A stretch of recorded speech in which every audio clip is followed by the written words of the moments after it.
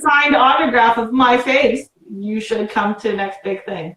I hope that you autograph in big black marker over your face. I will. Because that's the only way I'd hang it up in my house. Fuck you. You have pictures of me everywhere. No. My face calms you.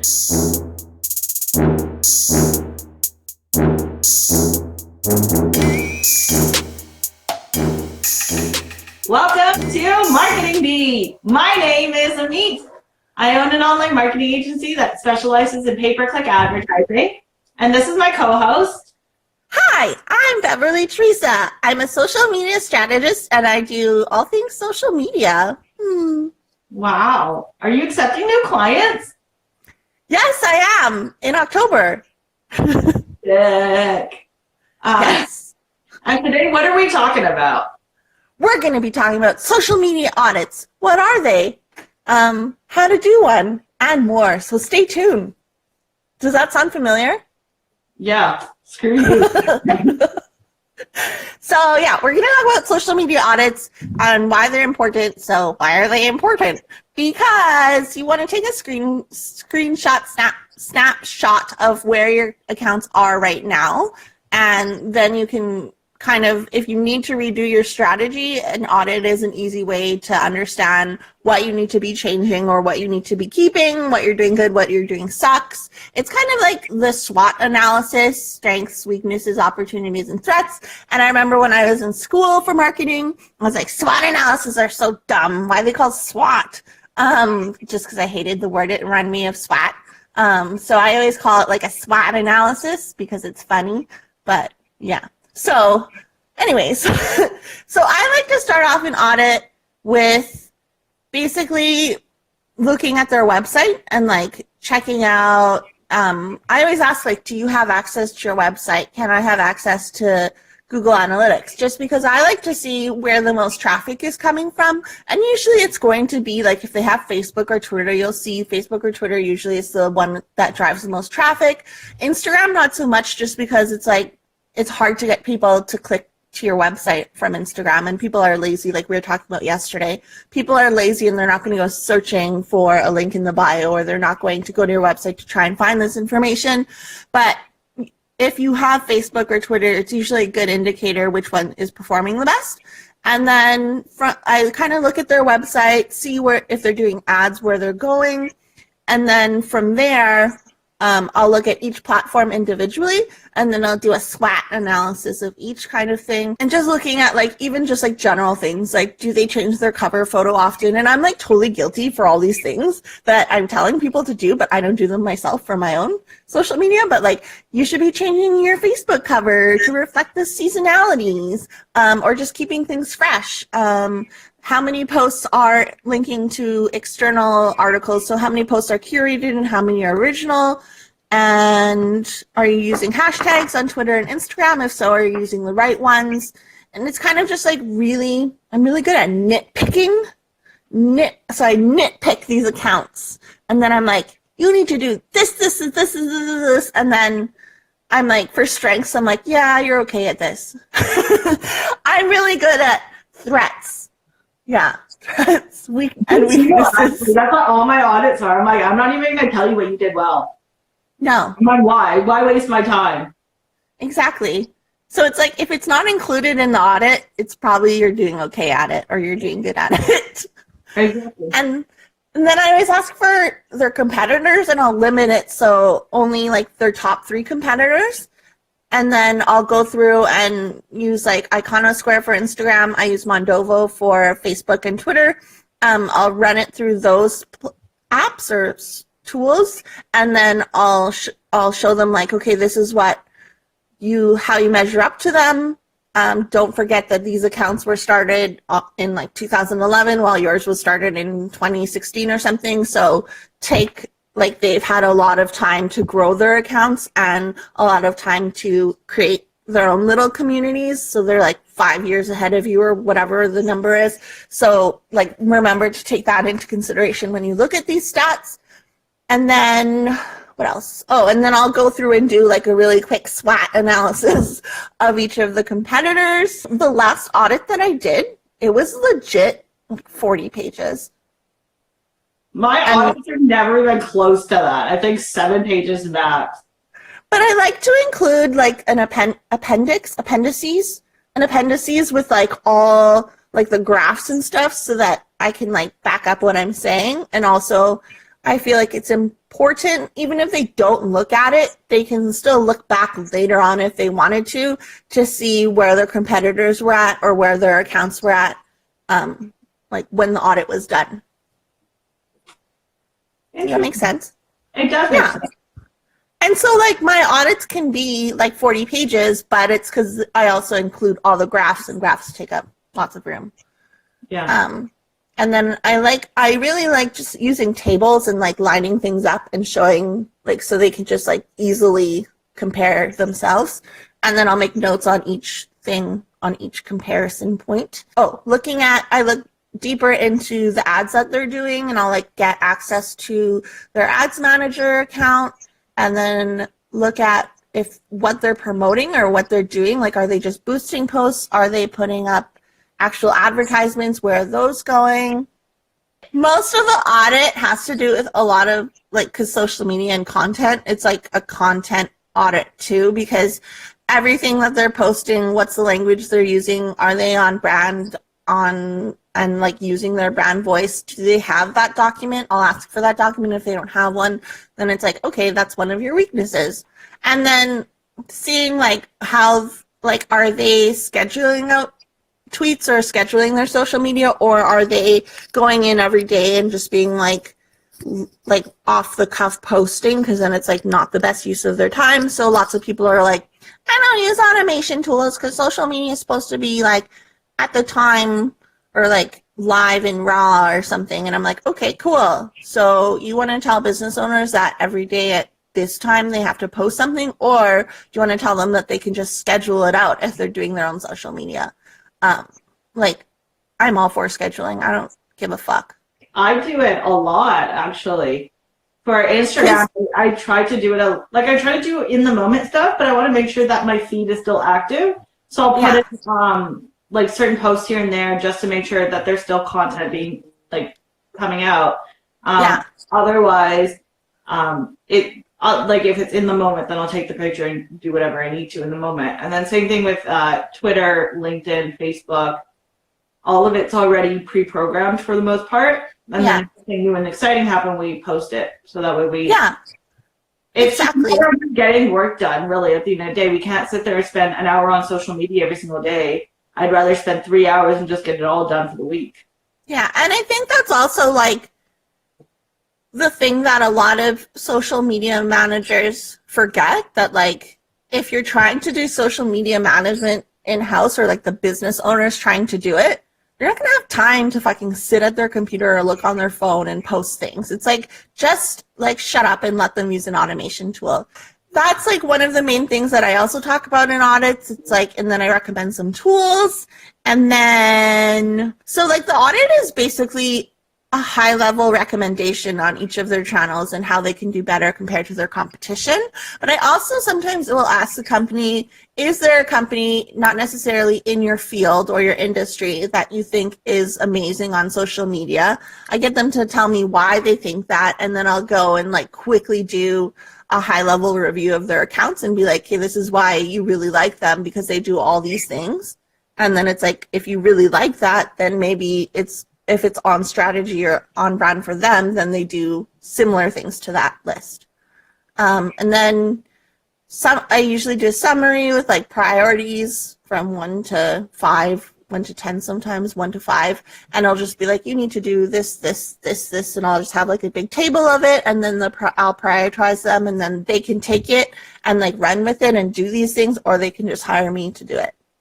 Okay. Well, then what specific things are you looking for in a social media audit? Consistency, frequency. So consistency in posting on a regular basis. Frequency, like, is it too much? Like, are they posting on Facebook 2 times in a row, like one after the other, or are they spreading it out? The quality of what they're sharing. So yeah, you have like specific times that you want to share things, but are you just filling those times with whatever, or are you actually like making sure that it actually provides some sort of value to your audience. Images, like, are your images on brand? And if they're not, then I'm just like, okay, like if they're a small business, I'm just like, use Canva, and I'll like do up a picture really quickly in Canva, like during a meeting when we're reviewing it if I need to, because some people can't connect like Canva, graphic design, like how does that, and social media, how does that all work? Are they using hashtags on Facebook, and how many? Are they cross-posting? I can't tell you how many times I've seen companies auto cross-post just because it's like they think it's fine, but in reality they're not tailoring their content to the platform. Sometimes I've seen social media managers do that. Oh my God, I know some that do that, and I'm like, you're a social media manager? Are you sure? Like, did you ever use social media? Have you ever used Twitter? Did you know that like your photo doesn't get published on the Twitter feed? It just goes to Instagram. If you auto post from Instagram, like there's just a link and no one gives a shit about that link. Are you sure you're a social media manager? Or they like hashtag useless words like That's dinner. Been a hot topic for us on Twitter lately, hey? Yeah. Really Yeah. Hot. It's just like so much. Like, it's always just like the little things. Or like there's people like your social media, now it's like, now we're like just throwing shade, but like you're a social media manager and you just retweet all of your clients. Like, I understand you want your clients to get that extra push, especially if you as a person have a large following on social, but it's like, no, like, does your audience actually give a fuck what this, like, I don't know, this car mechanic place or something is tweeting about? Do you guys care? Or would you rather like reserve your Twitter feed for your audience and like continue to give them value? Because not everyone is going to give a shit about fucking car stuff if you're just fucking just retweeting it. Like, I get they're your client, but are you actually serving them? Do those stats that come from your Twitter feed actually matter? Because usually it just inflates the impressions, right? It inflates the impressions for sure. And I think the other half of it is that the people who follow you are following you for a reason. They want to hear you, which is why we were like started kind of going a little bit away from like actually doing more pre-planned posts on Twitter, because people want to hear what I'm thinking, not necessarily like a bunch of random tweets about somebody else's article. They don't care. So I think that's the other half of it. I think the fact that there are social media managers that quite literally believe that it's okay to create this following and then subject them to retweets and nothing else is a bit ridiculous. Yeah. Like, for me too, I won't follow someone if their feed is full of retweets. And that's like, same with companies. If I'm doing an audit, I'm like, where's all your original content? Like, you're just retweeting everything from somewhere else. And even like, you can take that content that you wanted to retweet, put a spin on it, you even use their same picture, but then just like make sure you mention them and at them in the caption. And like that can work for virtually any platform almost, because it's like you're still creating something, you're still putting your own personal or business spin on it, but you're not just like resharing. Because would retweeting be okay though? Pardon? Quote retweeting?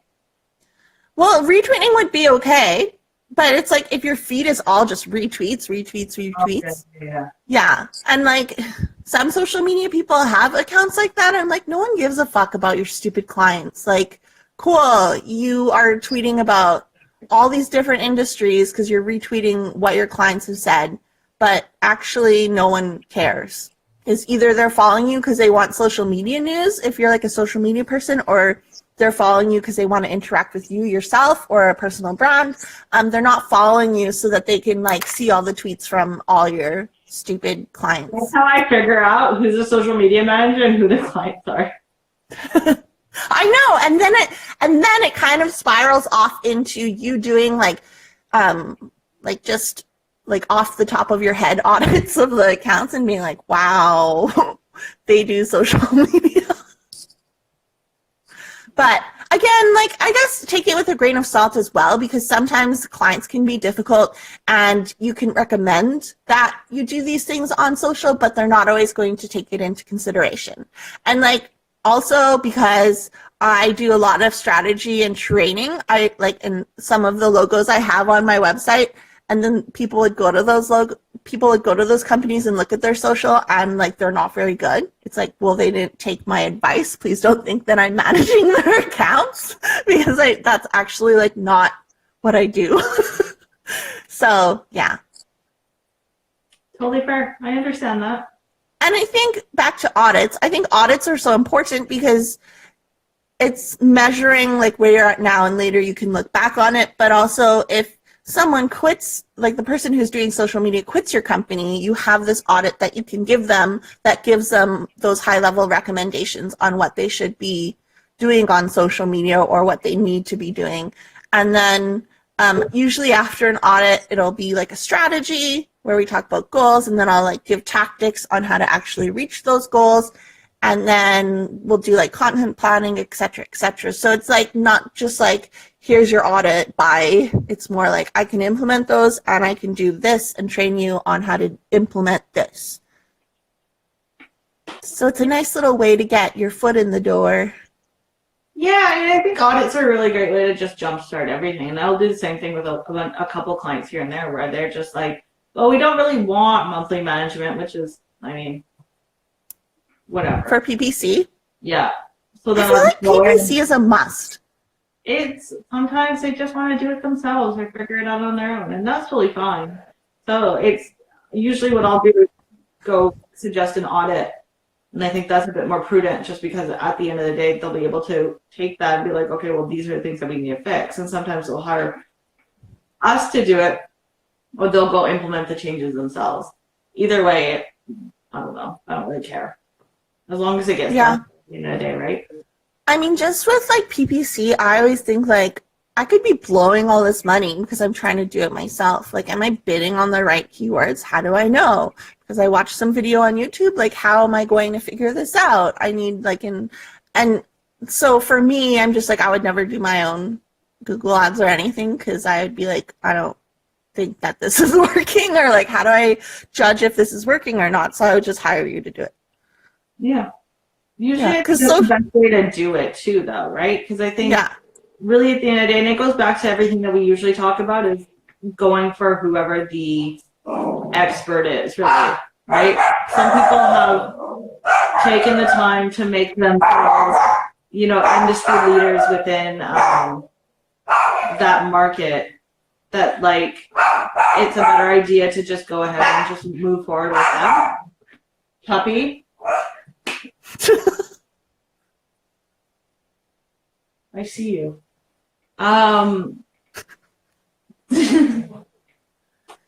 Sorry, I don't even know what Oh, we're talking about industry leaders and experts, whatever. Yeah. Yeah, that's basically kind of really it, is the fact that you want to, most people want the best, but then they're not necessarily willing to put in, like, they're not willing to find a person who can do one thing and one thing really well. Yeah. That was actually what came up with one of my like clients, the Seaport person that called when I was with you. He actually said like he's been trying to find someone in Canada that only does social media, but everyone who says they do social media always tries to do other things. Like they advertise like, I do PPC, I do SEO, I do blah, blah, blah. And it's like, well, I could technically speak on those things, but I'm not a specialist in those things because it's not what interests me. And like, I'm up to date with social media stuff, not necessarily like PPC stuff. So he said that he wanted to sign with me and work with me because I'm just like so niched in. And like, sometimes I'm like, I'm not niched enough. Like maybe I should only, like there's some social media people who only concentrate on one platform. That might be something to consider for my services in the future. But like right now I'm just concentrating solely on social. But yeah, like it's better to work with a specialist than a generalist. And that's unfortunate that agencies kind of pretend that they have a specialist in-house, but it's really just someone who's a generalist.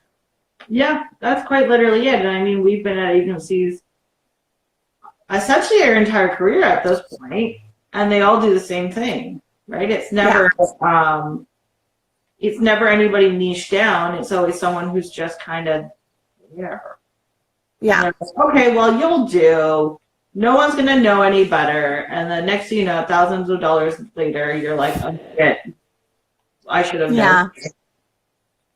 Yeah, but that's like how they get you. Like even Yellow Pages is like, we'll do your website, we'll do your SEO, we'll do your your Google ads, etc., etc. But then it's like if you want to leave Yellow Pages, they own all your shit. You don't leave Yellow Pages. Yellow Pages leaves you. You don't leave Yellow Pages. They just come deliver it to your house every year. Yeah, there's literally no way in hell that Yellow Pages would ever let you leave. There was one client that I was supposed to I had tried to take on, and it never worked out because that contract literally had him for the year. So it was either he drop $10,000 and give them, like, get out of that contract, or he move on with, or just continue with them, and he obviously chose continuing with them. Because, like, who would want to spend 10 grand? What was that other, you don't have to say the company name, but we were talking and you said that they automatically renew and they don't tell their clients that their contract's being renewed for a year? Reach local. They don't. Understanding, a lot of those companies are like that. So like the Yellow Pages, Reach Local.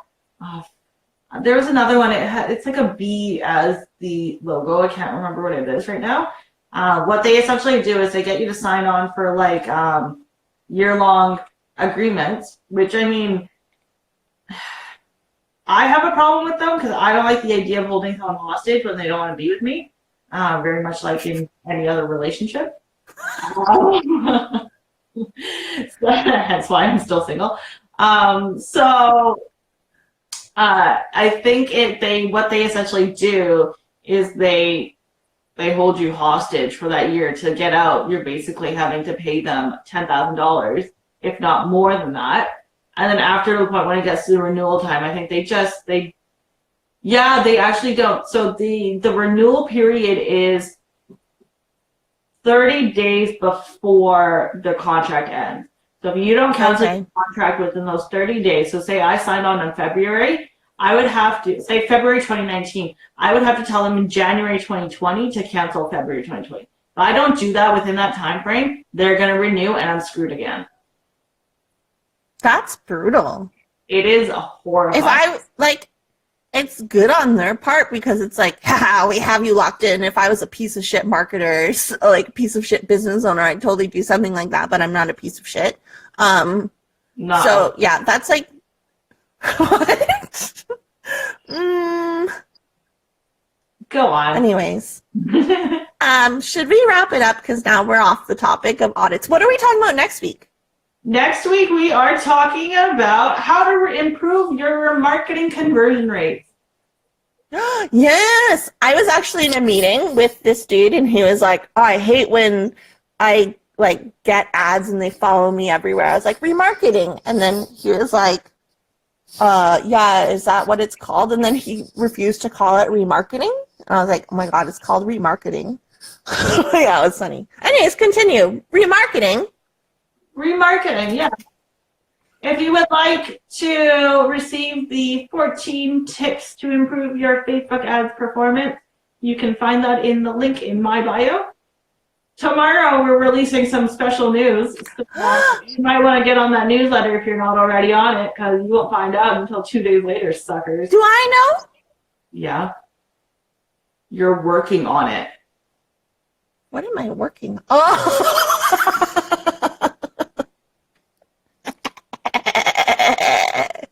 What am I paying you for?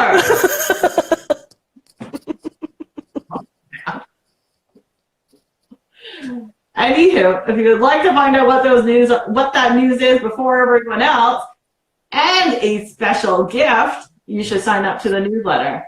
Which I should. Do I know what the special gift is? I briefly talked about it, but I don't think you know fully. Well, I think it's a pretty big gift, but it's only if you actually do PPC. I don't know why I follow you. Hey. I don't want to do PPC.